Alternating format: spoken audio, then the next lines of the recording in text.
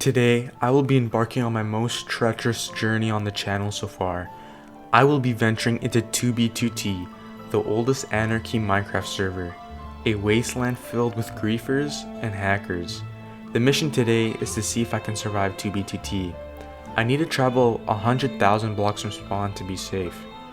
Keep in mind, almost every player uses hacks, so as a vanilla player, this is going to be difficult. Any one of these players could be around the corner and end my voyage.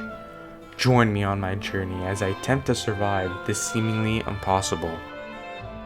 I put a lot of time into this video, so make sure to subscribe. It's free and it helps me continue to make videos. Anyways, back to the video. As I spawned into the server, I realized I was in one of the worst possible spots I could be in, swimming in water at the bottom of a lava cast surrounded by hundreds of layers of cobblestone. This was already a horrible start. Luckily, I had found another portal. I went through the portal, gathered some blocks, and made it to another nether portal that I thought would get me further away from spawn. I ended up in a small room and was attacked by a few skeletons. I almost died with one heart.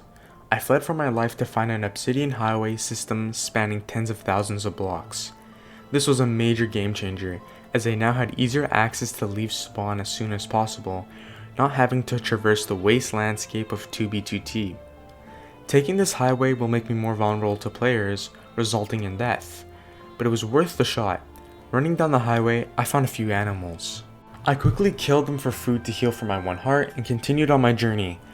As I walked through the highway, I had noticed a total apocalyptic landscape as I traversed through it. I had to get out of spawn. Continuing, I had noticed some of the mobs were powerful. Some even had full sets of armor.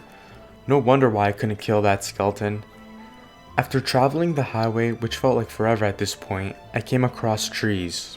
There were recently planted trees. They would probably not be found this close to spawn. I mined the trees, gathered some stone tools, and even replanted some of the trees for any new players like me. Carrying on, I found small rest stops along the highway. I'm honestly surprised at how untouched this rest stop was, this close to spawn. It had signs with people marking that they were here, and an explanation on why the building was here in the first place. It had its own dining room. Collecting more wood, I would start my path on the highway again, seeing more sights the further I ran on. There was a very pleasant message to a popular figure on the server. After checking a grief rest stop, I had found a stack of fish on the ground, which would really help me out a ton not to starve to death. After looking at all the people that have been here, I carried on my journey. The path really started to decay. The path was once made out of obsidian, but the further I progressed was made out of cobblestone until there was no more path.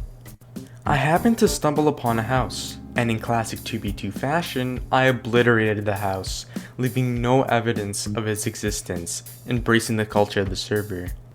I would also place signs to places I've been. After traveling around 18,000 blocks in the overworld, I was also confident enough to travel in the nether. After traveling through multiple portals, I would end up finding an obsidian highway in the nether, traveling across the Z and X coordinate highways, traveling tens of thousands of blocks in the overworld, eventually making it to over 100,000 blocks, out to New World Generation. As I made a mini shelter, I knew I had officially escaped 2B2T spawn. I had spent hours doing so, and I had finally done it.